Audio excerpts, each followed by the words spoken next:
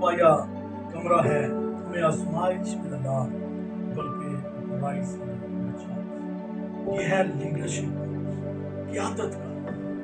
तो मेरी और आपकी क़यादत जो है, मेरा और आपका जो लीडर है, वो है मुनज्जी मेरा, आपका मुनज्जी, रबी खुदा यीशु मसीह नासरी। हालेलुया।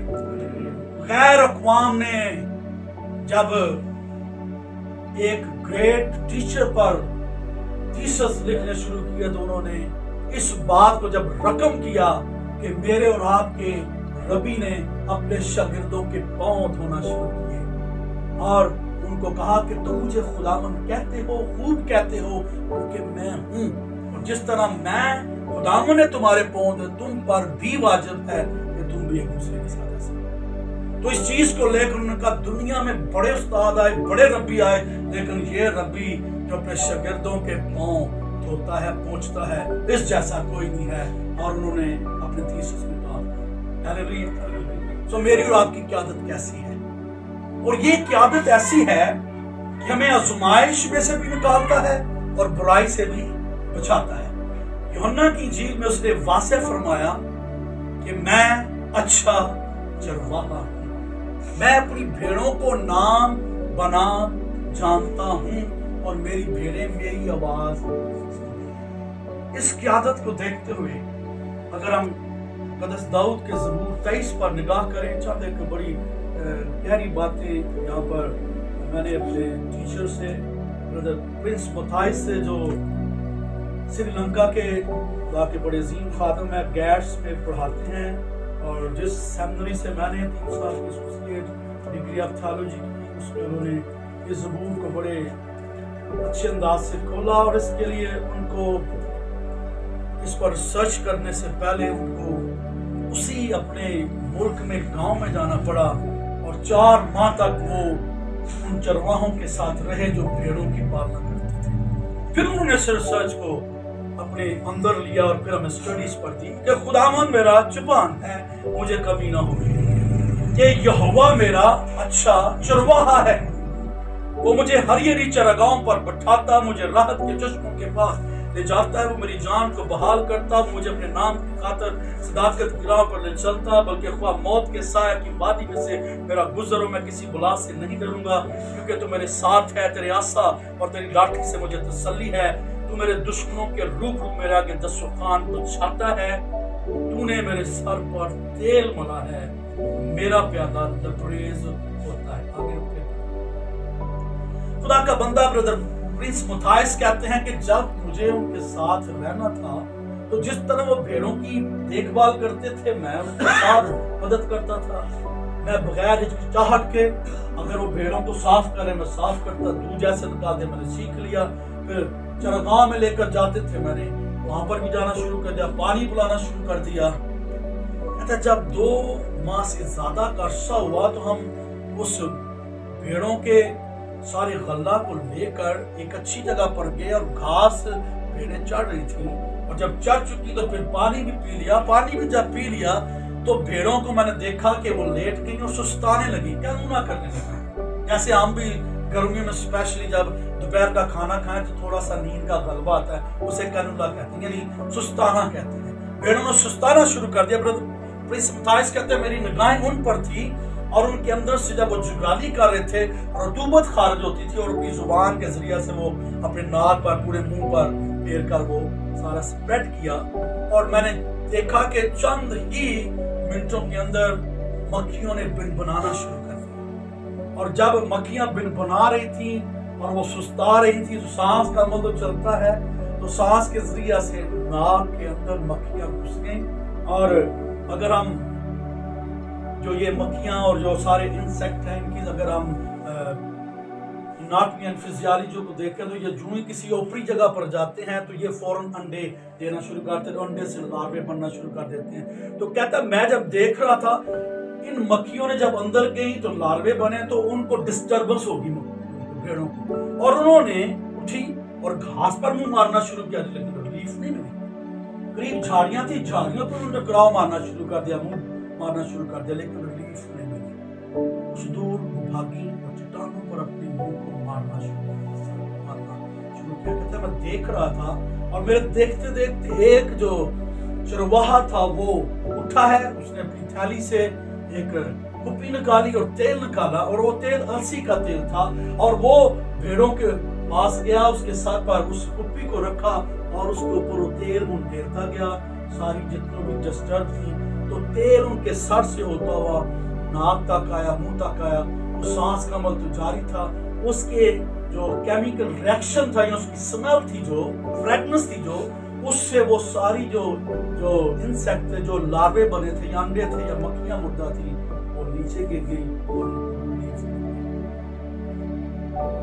उस खुदा के बंदे ने जब उस रात अपने कमरे में गया और दुआ करना शुरू की, तो फिर खुदा ने इस आयत को खोला कि मैं और खादमीन जो हैं वो भी चरवाहे हैं और हमें भेड़ें दी गई हैं। जैसे खुदा यीशु मसीह जब जी उठा तो उसने मुकद्दस पतरस से वाज़िया इकरार कराया कि ऐ शमौन बरयूना, क्या तू मुझे इनसे ज्यादा अजीज रखता है? उसने कहा मैं खुदा तुझे अजीज रखता हूँ। उसने कहा मेरे बड़े जो है चुरा नहीं।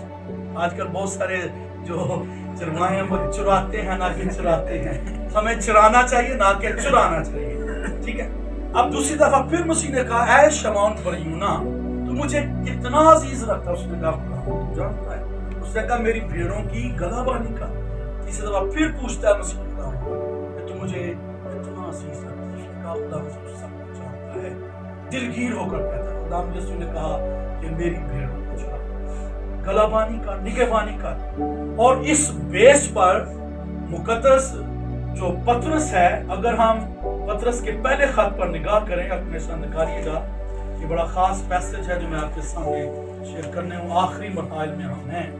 पहला पतरस 5वां बाब पहली आयत से, तुम में जो बुजुर्ग हैं मैं उनकी तरह बुजुर्ग और मसीह के दुखों का गवाह और जाहिर होने वाले जलाल में शरीक भी होकर उनको ये नसीहत करता हूँ कि खुदा के उस गल्ला की गलाबानी करो जो तुम में है। अच्छाई से निगहबानी ना करो, बल्कि खुदा की मर्जी के मुआफिक खुशी से और नाजायज नफा के लिए नहीं, बल्कि दिली शौक से।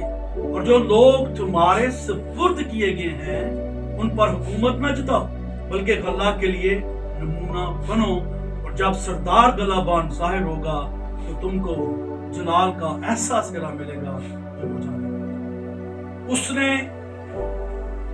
गलाबानी के उस असूल को लिया और गलाबानी करके भी दिखाई पतरस ने, और तालीम बड़ी डीपली है और बड़े हथौड़े की मारत मुझे छूती है और मुझ पर वार करती है, जरबकारी करती है जब मैं पढ़ता हूं। पहली बात कि गल्ला खुदा का है, गलाबानी खुदा ने हमें मुख्तारी दी है। हम मुख्तार हैं, मालिक नहीं हैं, लेकिन हम मालिक बन जाते हैं। लिखा है लाचारी से निगहबानी ना करो, बल्कि खुदा की मर्जी के मुआफिक, कि खुदा क्या चाहता है, खुदा की क्या मर्जी है इस गल्ला के बारे में, और खुशी के साथ करनी है। नाजायज नफा के लिए नहीं, बल्कि दिली शौक से करनी है। और जो लोग सुपुर्द किए गए हैं, जो भेड़ें सुपुर्द किए, उन पर हुकूमत नहीं चलानी, बल्कि दिली शौक से गले के लिए नमूना बनना है।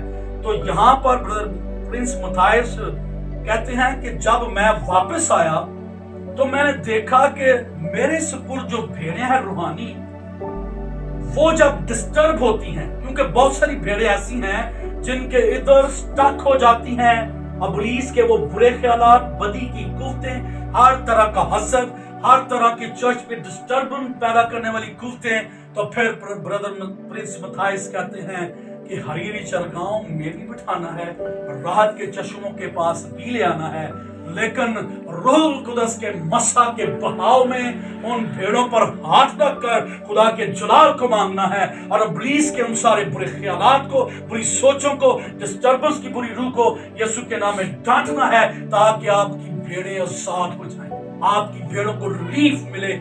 और हम अपनी भेड़ों पर निगाह करें, क्योंकि नजर आता है कि ये फैमिली है, या बेटा या बेटी या बहन या भाई उस तौर से आज वर्शिप में, चर्च में इंटरेस्ट नहीं ले रहा, तो फिर हमें क्या करना है?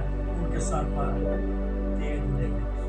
जलाल को मांगने की जरूरत है। रोल कुदस की आग को मांगने की जरूरत है, ताकि वो भेड़ें जो मेरे और आपके सुपुर्द की गई हैं उन्हें रिलीफ मिले और मैं और आप भेड़ों के अच्छे चरवाहे की तरह नजर आए, दिखें और हमारा जो सरदार गलाबान है वो हमें हमेशा। तो ये छठा रूप था जिसमें हमें क़यादत, यानी मेरी क़यादत अगर अच्छी है, उसने मुझे मुकर्रर किया, आपको मुकर्रर किया सरदार गलाबान ने, और भेड़े भी उसी की हैं, गला भी उसी का है, मैं तो मुख्तार हूं। और यशायाह के सीफे में लिखा है, जिन चरवाहों की गफलत के बायस मेरी भेड़े पर गद्दा हो जाएंगी, मैं क्या करूंगा? वो भेड़े लेकर दूसरे चरवाहे को दे दूंगा जो अच्छा है। इसलिए मुझे और आपको देखना है कि मुझे और आपको मुख्तारी मिली है, मैंने दिली शौक से खिदमत करनी है, भेड़ों की पालना करनी है, नजायज नफा मेरे अंदर नहीं होना चाहिए, लालच नहीं होना चाहिए, दिली शौक के साथ और खुदा के कलाम के मुताबिक सारी कलाबानी को करना है। सातवां और आखिरी, तक हमारा चैनल सब्सक्राइब नहीं किया तो अभी सब्सक्राइब करें और बेल आइकॉन को क्लिक करके हमारी लेटेस्ट वीडियोस के बारे में अपडेट जानें।